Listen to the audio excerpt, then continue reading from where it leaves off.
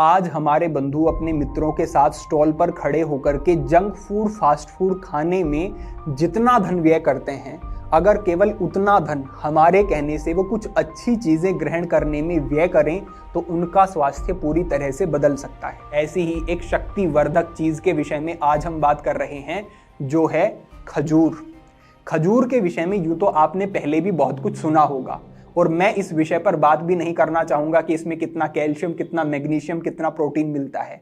हम आज समझेंगे कि कैसे आप खजूर को उस तरीके से खा सकते हैं जिस तरीके से ये आपके लिए और अधिक गुणकारी और बलवर्धक हो जाता है।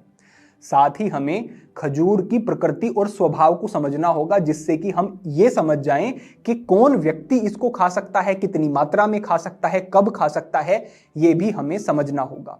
तो अब हम आगे बढ़ते हैं और खजूर के विषय में वो जानकारियां समझते हैं जो कि हर व्यक्ति को पता होनी आवश्यक है। सबसे पहले हम समझते हैं कि वात, पित्त, कफ के ऊपर खजूर का क्या प्रभाव पड़ता है। और यहां पर कहा गया है कि खजूर वात को और पित्त को शांत करने वाला होता है, संतुलित करने वाला होता है। और आयुर्वेद के अंतर्गत कहा गया है कि जो भी वस्तु वात को और पित्त को संतुलित करने वाली है वो परम उपयोगी है, क्योंकि अधिकतर जो समस्याएं हैं वो वात और पित्त जब शरीर में बढ़ता है या असंतुलित होता है तभी हमें वो समस्याएं होती हैं। तो सबसे पहला गुण क्या हुआ कि खजूर का आप सेवन करेंगे तो जो वात है बढ़ी हुई शरीर में शांत होगी और जो पित्त है वो शांत होगा। ऐसा क्यों? क्योंकि इसका गुण होता है स्निग्धता और वात का स्वभाव होता है रूखापन। तो ये स्निग्ध है तो ये रूखेपन को समाप्त करेगा, जिसकी वजह से ये वात की समस्या में बड़ा ही उपयोगी हो जाएगा। दूसरे स्थान पर कहा गया है पित्त दाह विनाशक, यानी कि जो पित्त बढ़ने के कारण दाह होता है, दाह यानी कि जो जलन आपको अनुभव होती है, छाती में जलन हो रही है, पेट में जलन हो रही है, अल्सर आदि की समस्या है, उस प्रकार की समस्याओं में ये लाभ देता है और उन सारी स्थितियों से व्यक्ति को बाहर लाने में सक्षम है। तो यानी जो पहला ही इसका सबसे बड़ा गुण हो जाता है, वात को भी शांत करेगा, संतुलित करेगा और पित्त को भी संतुलित करेगा। ये इसका पहला प्रभाव हुआ। दूसरे स्थान पर कहा गया है कि क्षय विकार में ये उपयोगी है। क्षय क्या है? किसी भी चीज को जब हम ढलता हुआ देखते हैं, नष्ट होता हुआ देखते हैं, तो कहते हैं कि इसका तो क्षय हो गया। यानी कि जब आपके शरीर के धातु हैं, जब वो ठीक तरीके से नहीं बनते हैं, उनका विकास ठीक से नहीं होता है, तो वो क्षय की स्थिति होती है। तो चाहे स्त्री हो और चाहे पुरुष हो, दोनों में ही जब धातुओं की कमी होती है तो उनमें दुर्बलता आनी शुरू हो जाती है, चेहरा निस्तेज होने लगता है और शरीर शिथिल होना शुरू हो जाता है। ऐसी स्थिति में अगर निरंतर खजूर का प्रयोग सही तरीके से किया जाएगा तो ये समस्या समाप्त होगी और शरीर में धातुओं की वृद्धि होनी शुरू हो जाएगी, जिससे पूरा शरीर नया होता चला जाएगा। ये इसका दूसरा प्रभाव है। तीसरा प्रभाव इसका है स्निग्धता, यानी कि ये आपके आंतों में एक चिकनाहट बनाता है और जितना चिकनाहट आपकी आंतों की दीवारों में और पेट में रहता है उतना ही वो आपकी आंतों को प्रोटेक्ट करता है और आंतें ठीक स्थिति में बनी रहती हैं। तो ये आंतों को एक स्नेहन देने का, चिकनाहट देने का काम करता है। तो इस तरीके से भी ये आपके पाचन तंत्र के लिए उपयोगी हो जाता है। ये इसका तीसरा प्रभाव है। चौथे स्थान पर इसे कहा गया है रक्त वृद्धि करम, यानी कि ये खून की कमी को समाप्त करता है। धातुओं को तो ये सातों को पुष्ट करता है, लेकिन खून की कमी में ये बड़ा ही उपयोगी है। जब शरीर में खून की कमी होनी शुरू हो जाती है तब भी व्यक्ति को दुर्बलता आनी शुरू हो जाती है, कमजोरी आनी शुरू हो जाती है, चक्कर से आने लगते हैं, कई प्रकार के प्रभाव दिखाई देते हैं। तो जब आप निरंतर खजूर का प्रयोग करेंगे तो एनीमिया जैसी स्थितियां जो हैं वो समाप्त होंगी और जो रक्त धातु है आपका वो बढ़ना शुरू हो जाएगा और आपके शरीर में अंदर से एक मजबूती और आपके चेहरे पर एक विशेष चमक आनी शुरू हो जाएगी। ये भी इसका एक बड़ा ही सुंदर प्रभाव है। पांचवें स्थान पर जो मैं विशेष रूप से आपके साथ साझा करना चाहूंगा वो है कि खजूर की तासीर क्या है। अब हमारे जो बंधु हैं, युवक हैं, उनके शरीर में कई बार गर्मी का स्तर बढ़ा हुआ होता है, जिसके कारण वो जब पुष्टिकारक चीजें खाते हैं, अश्वगंधा आदि खाते हैं, दूसरे मेवे खाते हैं, तो उनके शरीर में गर्मी का स्तर और अधिक बढ़ जाता है और उन्हें कई प्रकार की समस्याओं का सामना करना पड़ता है। इसीलिए जो ज्यादा पुष्ट करने वाली, शरीर को बल देने वाली चीजें हैं, उनका प्रयोग वो अधिक नहीं कर पाते हैं।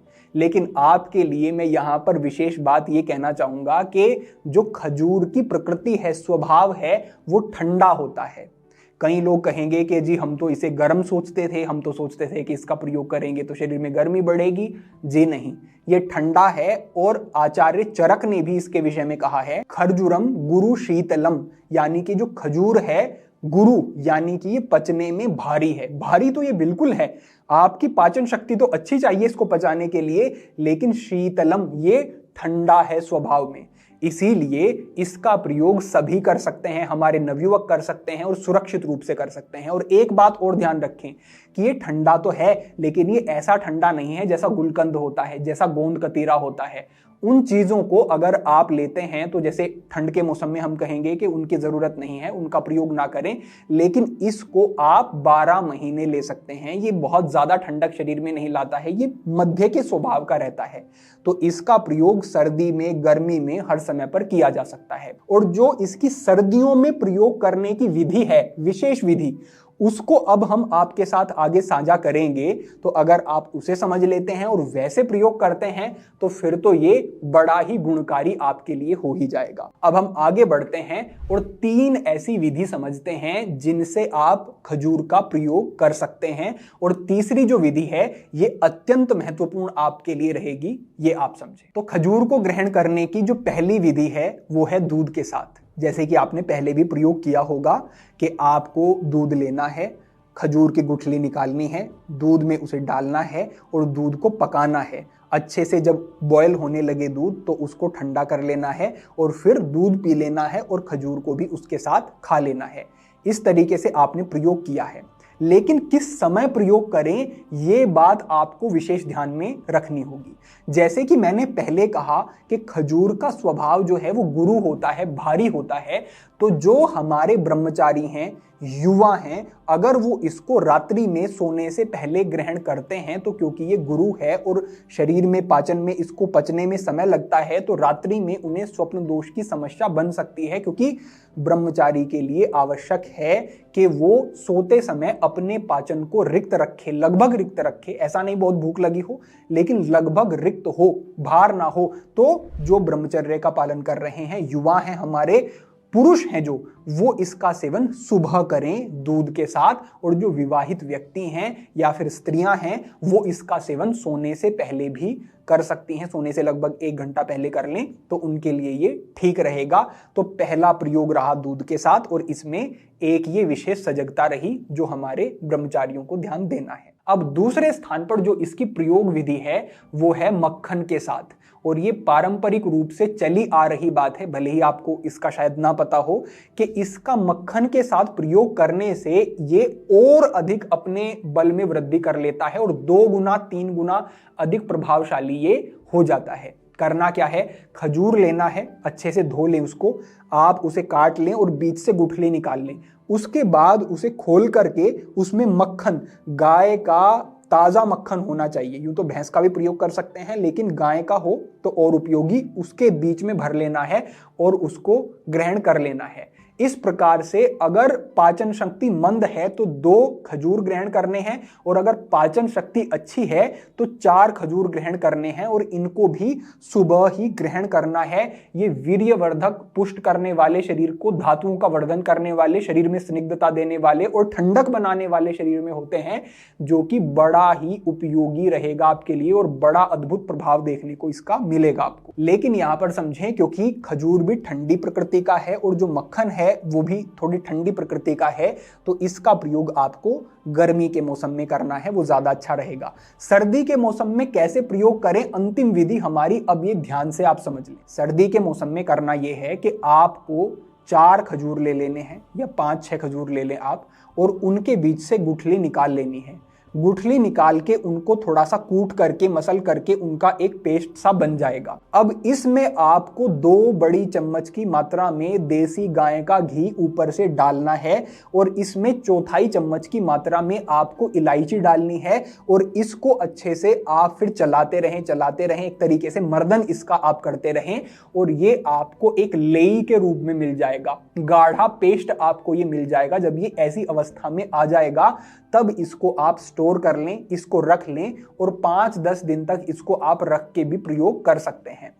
आप समझें कि ये जो आपको लेई प्राप्त हुई है, पेस्ट प्राप्त हुआ है, इसकी 1 चम्मच अगर पाचन आपका मंद है, 2 चम्मच अगर पाचन आपका मध्यम है और 3 चम्मच अगर पाचन आपका अच्छा है, दूध के साथ आपको लेनी है। इसको आप प्रातःकाल ले लें, संध्या में ले रहे हैं तो सोने से 2 घंटे का लगभग अंतर रखें। तो पहले आपने ये लिया 1 चम्मच, 2 चम्मच, 3 चम्मच की मात्रा में जितना भी ले रहे हैं, और ऊपर से हल्का सा गर्म दूध होना चाहिए, ज्यादा गर्म नहीं। ऊपर से ये दूध आपने पी लिया तो इतना करने मात्र से जो ये प्रयोग है ये अत्यंत बलवर्धक, पुष्टिकारक और सर्दियों के मौसम में ये बड़ा ही हितकारी प्रयोग है, क्योंकि यहां पर जो घी का हम प्रयोग कर रहे हैं वो घी है थोड़ा उष्ण गर्म प्रकृति का, और ये जो योग पूरा बनता है, जो इसमें हमने इलायची डाली है, इसको पचने में सरल बना देती है। और जो हमने इसका दूध के साथ प्रयोग किया, धातुओं की वृद्धि करने में परंपरागत रूप से ये बड़ा ही हितकारी उपयोगी प्रयोग माना गया है। और आप भी इसका सेवन इस तरीके से करते हैं तो मैं पक्का कहता हूं कि आपको कुछ ही समय में बड़े अच्छे बदलाव देखने को मिलेंगे। कोई बहुत महंगा नहीं है, बहुत ही गुणकारी है, थोड़ी मात्रा में लेना है और अधिक लाभ आपको देगा।